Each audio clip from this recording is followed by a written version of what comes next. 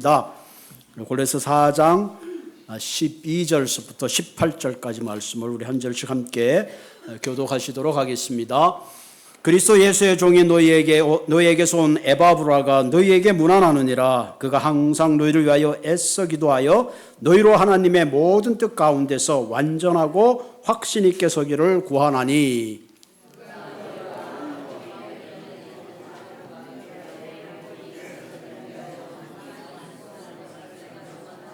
사랑을 받는 의사 누가와 또 데마가 너희에게 문안하느니라.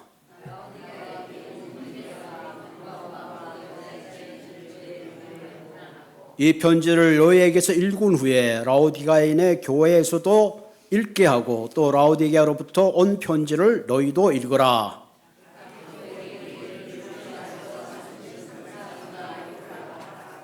나 바울은 친필로 문안하노니 내가 매인 것을 생각하라. 은혜가 너희에게 있을지어다. 아멘.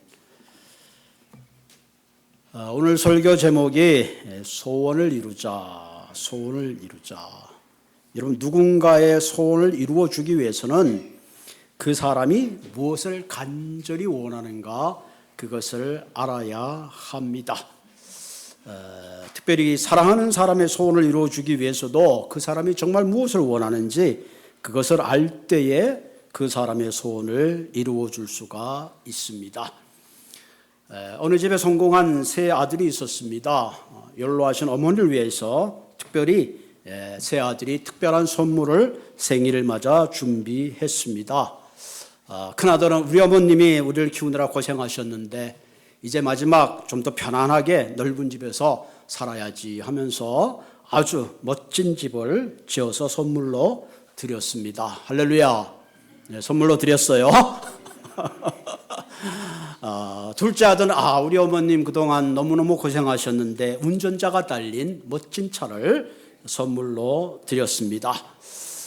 셋째 아들은 우리 어머님이 이제 나이가 드셔서 눈도 침침하고 성경을 즐겨 읽으시는데 이제 성경을 못 읽으니까 성경을 읽어줄 수 있는 그 뭔가가 필요하겠다. 그래서 알아봤더니 그 수도원에서 잘 훈련받은 앵무새가 있는데 이 앵무새는 요한복음 3장 16절 그러면 하나님이 세상을 이처럼 사랑하사 쫙 그냥 성경을 외우는 거야. 우리 어머님이 이걸 굉장히 좋아하시겠다. 그래서 앵무새를 선물로 했습니다. 일주일이 지난 다음에 어머니로부터 예쁜 카드가 아들에게 왔습니다. 첫째 아들에게, 아들아 정말 고맙다. 네가 큰 집을 사줘서 좋긴 좋은데 청소하는 게 너무 힘들구나. 둘째 아들에게, 야, 정말로 운전자가 딸린 차를 보내줘서 고맙긴 고마운데 내가 이제 눈도 침침하고 어디 여행을 가겠니? 별로 쓸 일이 그렇게 많지 않구나. 그랬어요. 셋째 아들에게 카드를 보내서 참 아들아 너무 고맙다. 이렇게까지 엄마를 생각해 주는데 네가 보내준 파란 새를 내가 잘 삶아 먹었다. 고기가 참 연하더라. 고기가 참 연하더라. 여러분, 부모가 뭘 원하는지 모르고 자기들이 원하는 대로 했던 그런 좀 조크입니다. 조크. 그렇죠? 우리가 상대방이 무엇을 원하는가 하는 것을 잘 알아서 선물할 때 만족이 있고 소원을 이루어주게 되는 거죠. 여러분, 어린아이들은 부모와 함께 있는 것을 제일 좋아하잖아요. 그런데 부모가 함께 있지는 않고 맨날 자동차나 장난감만 사다 주면 그 아이가 슬퍼하겠죠. 우리도 마찬가지입니다. 우리가 하나님의 소원을 이루어 드리기 위해서는, 하나님의 뜻을 이루기 위해서는 정말로 하나님이 무엇을 원하는가 하는 것을 우리가 알아야 하죠. 그런데 대부분 우리는 하나님의 뜻을 이야기하지만 하나님의 뜻대로 사는 것이 아니라 대부분 내 마음대로 결정하고 행동할 때가 참 많이 있습니다. 그 대표적인 인물 중에 하나가 사울이라는 인물이에요. 사울은 이스라엘의 저기했던 아말렉의 전투에서 큰 승리를 했습니다. 하나님이 사울 왕에게 사울아, 네가 아말렉에서 전투에서 얻은 모든 그런 전투에서 그 재물 얻은 걸 뭐라 그러죠? 전리품. 그런 모든 전리품을 너는 진멸하라. 하나님이 이렇게 특별히 명령을 내렸습니다. 큰 전쟁에서 승리한 사울이 나머지는 다 전리품들을 진멸했는데 보니까 양과 소가 살찌고 얼마나 좋은지 몰라요. 그래서 양가소를 남겼습니다. 나중에 사무엘이 찾아와서 말합니다. 사울이 왕이시여, 어째 당신은 왕께서 모든 전리품들을 전멸하라 그랬는데 어찌 양과소를 남겨놓았습니까? 그랬더니 사울 왕이 말하기를, 선지자님, 이것은 내가 하나님께 제사를 드리기 위해서 이렇게 남겨놓았습니다. 제가 뭐 잘못한 게 있습니까? 그렇게 말합니다. 그럴 때 사무엘상 15장 22절에 사무엘이 이렇게 말합니다. 우리가 잘 아는 구절이죠. 여호와께서 범죄와 다른 제사를 그의 목소리를 청중하는 것보다 좋아하심같이 좋아하시겠습니까? 순종이 제사보다 낫고 듣는 것이 수양의 기름보다 낫습니다. 여호와께서 제사를 좋아하기보다는 순종이 제사보다 낫습니다. 무슨 말을 하고 있어요? 하나님이 당신에게 원하는 것은 제사가 아니라 내가 너에게 명령한 그 말을 잘 순종하는 것이 하나님이 원하는 것이다. 그것이 하나님이 기뻐하는 것이다. 그렇게 이야기하는 거죠. 사울이 생각할 때는 살찐 송아지를 드리는 것이, 제사를 드리는 것이 하나님이 더 기뻐하는 줄 알았지만 사실 하나님은 물론 제사도 기뻐하지만 더 중요한 것은 제사 드리는 사울의 왕, 제사 드리는 백성의 마음이 내게 순종하고 나를 경외하는 걸 하나님은 그것을 더 기쁘게 생각한다 하는 말을 하고 있습니다. 사실 사울이 하나님께 내가 제사 드리기 위해 양가소를 남겼다 그러지만 사실은 그 말에는 자신의 사심을 채우기 위한 것이 오히려 더 우선적으로 있었던 것을 볼 수 있습니다. 이런 마음을 가지고 사울이 아무리 제사를 드린들 하나님이 기쁘게 받는 제사가 될 수가 없는 거죠. 오늘날 우리가 예배를 드리는 우리의 모습 가운데도 어쩌면 사울의 모습과 크게 다르지 않은 것을 볼 수가 있습니다. 여러분, 우리가 예배를 드리면서 찬양을 부르면서 예배를 하나님의 뜻 가운데 드리는 것 같지만 사실은 그 안에는 하나님의 소원을 이루기보다는 우리의 이기심과 욕망에 사로잡혀서 오히려 하나님의 뜻을 빙자할 때가 얼마나 많은지 모릅니다. A.W. 토저라는 목사님은 이런 말을 했습니다. 우리가 하나님 앞에 엘리야의 갈멜산의 제단을 쌓아놓고 하늘에 불이 내리기를 기도하기보다는 그 갈멜산에 놓인 제단의 크기와 그 갈멜산에 둘러싸인 12개의 돌에 우리의 마음이 잡혀있다. 그렇게 말하고 있습니다. 그 돌에 마음이 잡혀있는 그 사람들이 어떻게 아세랴와 바알을 이길 수 있겠는가 하는 거죠. 그런 의미에서 이 시간 저와 여러분들 예배를 드리는 우리의 마음이 진정 어디에 그 마음이 가 있는지를 살펴볼 필요가 있습니다. 그럼 과연 하나님의 소원이 무엇일까 하는 겁니다. 첫째는 우리 하나님은 우리 한 사람 한 사람이 행복되고 형통한 삶을 살기를 원합니다. 하나님과의 관계가 회복되고 죄에서 구원받아 영원한 삶을 누리는 것이 하나님의 가장 큰 첫 번째 소원입니다. 요한복음 3서 1장 2절에 보면 우리가 잘 아는 말이죠. 사랑하는 자여 내 영혼이 잘됨 같이 내가 범사가 잘되고 강건하기를 내가 강구하노라. 하나님은 매 순간 매 순간 내 영혼이 잘됨 같이 우리의 삶이 범사가 잘되기를 원하십니다. 하나님은 무엇보다도 하나님과 우리의 사랑의 관계를 가장 우선시합니다. 그런데 때때는 우리가 하나님의 사랑의 관계 우선보다 어떤 일 때문에 그 사랑이 뒤로 물러날 때가 있습니다. 우리가 하나님의 일을 하는 것, 봉사하고 섬기는 것도 중요하지만 가장 중요한 것은 하나님과의 진솔한 사랑의 관계를 빌드업해 나가는 것이 가장 중요합니다. 하나님의 두 번째 소원은 무엇일까요? 우리가 잘 알듯이 사마리와 땅끝까지 복음이 전하는 겁니다. 그래서 세상의 한 영혼이 그리스도의 복음을 듣고 그리스도 안에서 구원받는 거죠. 그렇게 가만 생각해 볼 때 내가 하나님의 사랑 가운데 거하면 거할수록 하나님의 그 소원을 알게 되고 그 하나님의 소원을 향하여 우리는 달려가게 되는 거죠. 여러분, 사랑하는 이가 뭘 원할 때 우리는 그 소원을 들어줄 수밖에 없습니다. 내가 그를 얼마나 사랑하느냐에 따라 우리는 달라질 수밖에 없죠.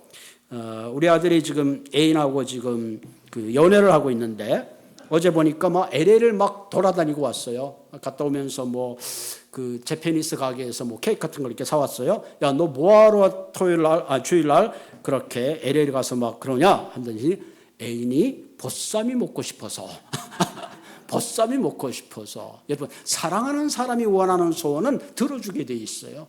우리가 하나님과 사랑이 깊어지면 깊어질수록 하나님이 기뻐하는 일이 무언가, 그것을 위해서 우리가 시간을 드리고 물질을 드리고 건강을 드리게 되는 거죠. 바울은 하나님의 나라를 위해서 그는 어떤 인종, 어떤 것도 상관하지 않고 모든 이와 더불어 우리가 동역했음을 보게 되죠. 오늘 본문에 특별히 골로새 교회뿐만 아니라 그 주에 있는 라오디게아, 심지어는 히에라볼리 성도까지 함께 교류하면서 하나님 나라를 세우는 일에 연합할 것을 당부하고 있는 것을 볼 수 있습니다. 여러분, 사도 바울의 소원이 무엇인가 우리는 너무나 잘 알고 있죠. 사도 바울은 자신은 죄인 중에 죄수라 그랬어. 왜? 하나님은, 예수님을 믿는 사람을 그는 핍박했던 거거든요. 그랬던 사울을 예수님이 찾아왔습니다. 사울아, 사울아, 네가 왜 나를 핍박하느냐? 그때 다메섹에서 예수 그리스도를 만나고 자신이 얼마나 죄인인 것을 깨닫게 됐습니다. 그리고 자신이 늘 복음의 빚진 자인 것을 알게 되었고, 이때까지 자신의 모든 삶의 그 결과가 하나님의 은혜요 당연한 것이 하나도 없는 것을 깊게 깨달았다는 사실이죠. 그래서 그 순간부터 바울은 자신의 생명을 내어놓고 주님이 원하는, 주님이 사랑하는 주님의 뜻을 위하여 그의 모든 것을 달려갈 길을 달려갔음을 볼 수가 있습니다. 여러분, 우리가 예배 전에 함께 찬양했죠. 당연한 거 하나도 없다, 다 하나님의 은혜라 그랬죠. 여러분, 내게 건강 주신 것, 시간 주신 것, 내 삶의 모든 정황이 하나님의 은혜요 당연한 것이 아니라면, 정말로 그것을 은혜로 안다면 우리는 어떻게 해야 될까요? 하나님의 소원, 하나님의 뜻대로 그분의 소원을 이루어주는 것이야말로 진정한, 당연한 우리의 삶의 본분이 아닌가 그렇게 생각을 합니다. 그러므로 오늘 본문을 통해서 우리가 하나님의 소원을 이루어드리기 위하여 중요한 세 가지 프린시플을 함께 나누려고 합니다. 우리가 하나님의 뜻을 이루어지기 위해서 가장 필요한 것은 기도의 열정이 있어야 합니다.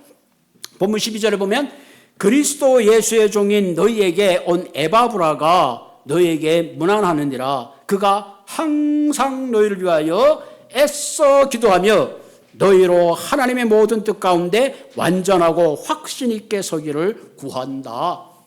여러분이 잘 알듯이 에바브라는 골로새 교회를 세운 개척자입니다. 그는 에베소 교인들을 위해서 그는 늘 기도했어. 오늘 본문에 보면 뭐라 그래요? 항상이라는 것은 늘 기도했다. 끊임없이 기도했다. 잊지 않고 기도했다. 왜? 내가 기도하지 않고는 에베소 교인들이 든든히 설 수 없었기 때문에 그랬습니다.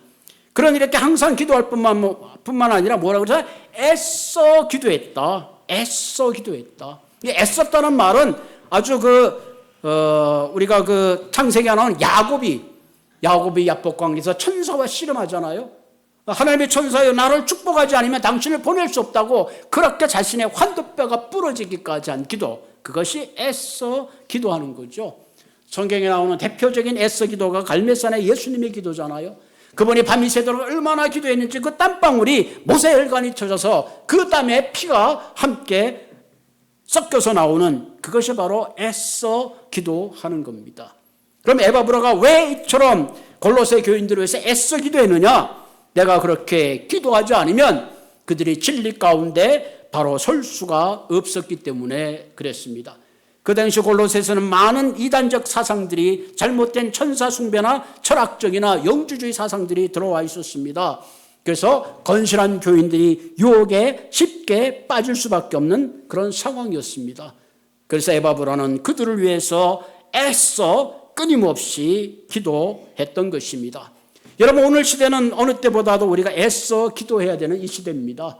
저마다 개인주의가 팽배했고 저마다 철학대로 살아가고 종교의 다원화가 이루어지면서 절대 진리를 부인하는 이 시대에 우리가 애써 기도하지 않으면 역시 우리도 세상의 풍조와 문화의 철학에 휩쓸려 갈 수밖에 없다는 사실을 우리는 알아야 합니다.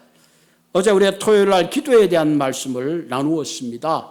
기도의 말씀을 나누면서 한밤중에 친구가 찾아왔어요. 보통 팔레스타인들은 보통 낮에가 덥기 때문에 밤에 여행에다 밤에 친구가 찾아오는 경우가 많습니다. 그런데 그들 문화는 밤에 친구가 찾아오면 반드시 그 친구를 후하게 대접을 해야 합니다. 만약에 그것을 후하게 대접하지 않으면 그것은 가족의 명예뿐만 아니라 공동체에 큰 불명예를 가져다 줍니다. 그런데 그 집이 얼마나 가난한지 떡 한 쪽 대접할 길이 없는 거예요. 그래서 밤중에 친구에 가서 문을 두드립니다. 친구요, 밤중에 내가 친구가 왔는데 떡 3덩어리만 빌려달라 그러는 거예요. 그 친구가 말하기를 내일 와라 그러고 싶지만 친구가 하도 상황이 딱하잖아요. 그래서 결국은 계속 그 안타까운 사정을 두고 떡을 3덩어리를 빌려주었다. 그런 얘기가 있습니다. 그러면서 뭐라 그랬어요? 친구 때문에, 친구라는 관계 때문에 떡을 빌려주지만 더 중요한 것은 그 친구가 와서 간절하게 요구하는 그 요구를 그 친구가 들어주지 않겠느냐. 그렇게 결론적으로 이야기하고 있습니다. 무슨 말입니까? 그 강청함을 인하여 친구가 밤중에 귀찮지만 떡을 주었던 그것처럼 선하신 하나님이 어찌 너희들의 기도에 응답하지 않겠느냐. 그런 얘기를 동시에 하고 있습니다. 그러므로 찾는 이가 찾고 두드리는 이에게 열리는 겁니다. 기도는 우리의 삶이 그리스도의 말씀 가운데 든든히 서가는 가장 중요한 요소이기 때문에 그렇습니다. 기도만이 능력이고 기도만이 문제 해결의 열쇠이고 기도만이 모든 악한 것이라도 좋은 것을 주시는 하나님을 바라보고 하나님의 응답을 기대하고 하나님께 구할 때에 하나님은 여러분과 저에게 반드시 좋은 것으로 주신다고 약속해 주셨습니다. 그러면 이 말씀을 듣는 한 분 한 분 어떤 문제 앞에 절망하거나 어려워하거나 그러지 마시고 주님 앞에 나와서 기도할 때에 여러분의 문제가 해결되고 여러분의 영적으로 든든히 서시는 한 분 한 분 되시기를 주님의 이름으로 부탁을 드립니다. 두 번째로 우리가 하나님의 소원을 이루어드리기 위해서는 충성된 헌신이 필요합니다. 오늘 본문 14절에 보면 사랑받는 의사 누가와 또 데마가 너희에게 문안한다 그랬죠. 누가는 누가복음을 썼잖아요. 동시에 사도행전을 썼습니다. 원래 누가는 안디옥 출신입니다.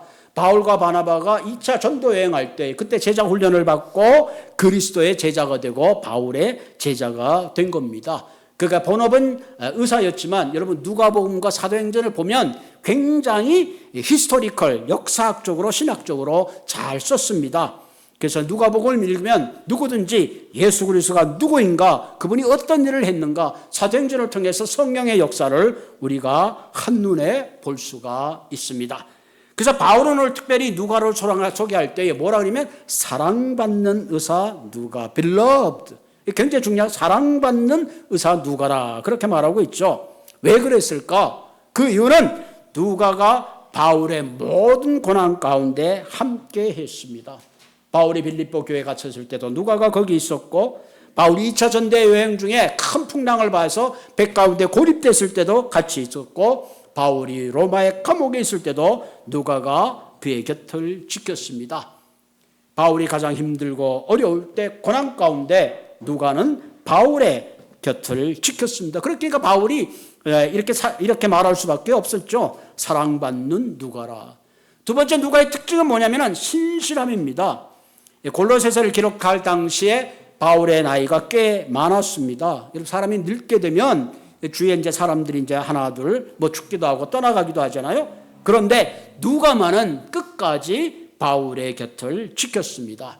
여러분 디모데후서 4장 10절에 보면 데마는 이 세상을 사랑하여 나를 버리고 데살로니가로 갔고 그레스게는 갈라디아로 디도는 달마이너로 갔다. 누가만 나와 함께 있느니라. 여기 보면 사랑받는 의사 누가와 데마가 있는데 아마 데마가 나중에 바울을 버리고 오늘 본문에 보니까 데살로니가로 갔다. 그런데 이 누가만은 끝까지 바울의 곁을 지켰습니다. 그러므로 누가는 처음부터 끝까지 충성된 일꾼이었어요. 바울이 성공할 때나 실패할 때나 젊었을 때나 나이 들었을 때나 어떤 상황 속에서도 그는 신실한 마음으로 바울의 곁을 지켰던 사람입니다. 여러분 성경에 보면 맡은 자에게 가장 필요한 게 뭐냐? 그것은 충성이라 그랬어요. 여러분 하나님의 일을 이루어주기 위해서 가장 필요한 건 뭐냐면 많이 배운 사람, 재능이 있는 사람, 능력 있는 사람도 필요하지만 더 중요한 것은 그리스도를 향하여 기꺼이 충성하고 헌신할 수 있는 사람을 통하여 하나님의 나라가 이루어지고 하나님의 뜻이 이루어지는 겁니다. 하나님이 어떤 일을 맡길 때 가장 필요한 조건이 바로 충성입니다.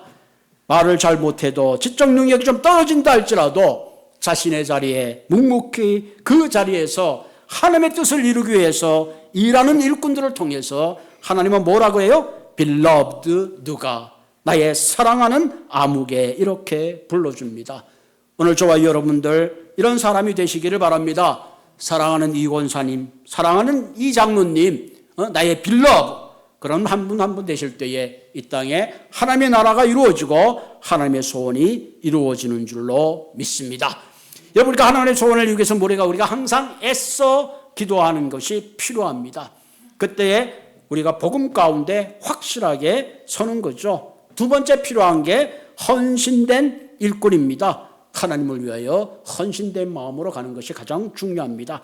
세 번째, 하나님의 뜻을 이루어주기 위해서는 필요한 게 뭐냐면은 함께하는 동력의 연결이 필요하죠. 본문 15절 볼까요?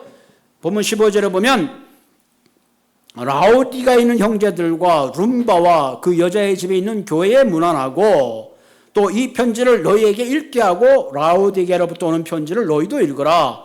소 앞기뻐에게 이르기를 주 안에서 받은 직분을 삼가 이루라. 룸바와 그의 집, 그 당시의 교회를 뭐 이런 성전을 지은 게 아니라 이게 가정교회로부터 시작을 했습니다. 아마 그 집에 가정교회로 모였던 것 같아요. 그러니까 바울이 골로새에게 준 편지를 니들만 읽고 끝내는 것이 아니라 이제는 라우디의 교인들과 함께 나누고 또 그 지역에 있는 가정교회와 함께 나오고 심지어는 또 라우디가에서 온 편지도 너희들이 함께 읽어라, 그렇게 부탁을 하고 있는 겁니다. 왜? 하나님의 나라는 혼자서 이룰 수 없기 때문에 그렇습니다. 하나님 나라는 함께 동역하고 나눌 때에 하나님 나라가 효과적으로 확장될 수가 있습니다. 그래서 가장 효과적인 선교 전략이 뭐냐? 그것은 서로 네트워크를 공유하고 함께 콜라보레이션함으로 서로가 하나님의 동역함으로 하나님의 일을 이루어갈 수가 있습니다. 가끔 우리가 선교지에 가면 그 지역의 선교사님들이 서로 잘 압니다. 그런데 때때로는 서로가 정보가 잘 공유되지 않은 걸 볼 수 있어요. 왜? 서로의 개인적인 성향과 교단의 배경이 달라서 소통하지 못하는 것을 보면 안타까울 때가 있죠.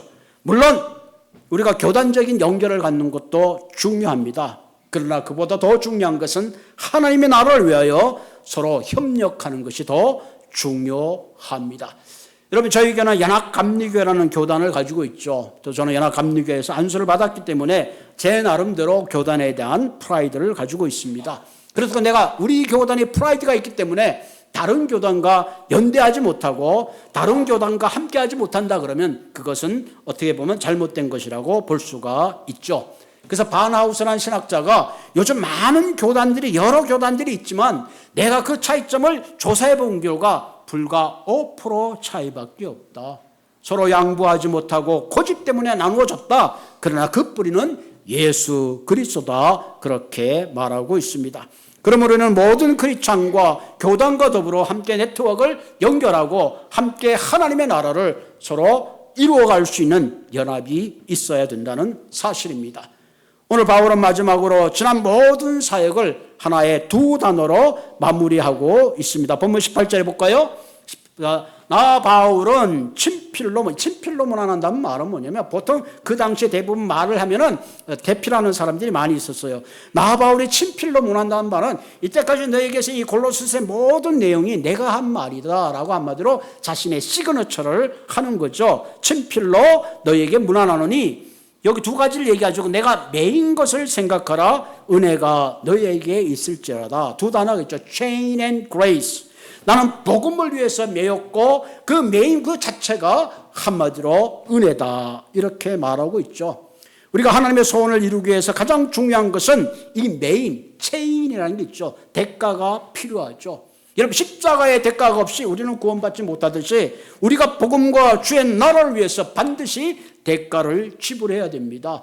바울은 그 대가를 지불해서 때때로는 옥에 갇히기도 하고 때로는 매를 맞기도 하고 때로는 굶기도 하고 때로는 헐벗기도 했다면, 오늘 이 시대를 살아가는 우리도 내가 복음을 위해서 무언가 내 스스로가 혹은 시간적으로, 건강적으로, 재능적으로 주님께 드리지 않고는 결코 우리가 어떤 것도 감당할 수 없다 하는 사실을 우리가 깨닫게 되는 거죠.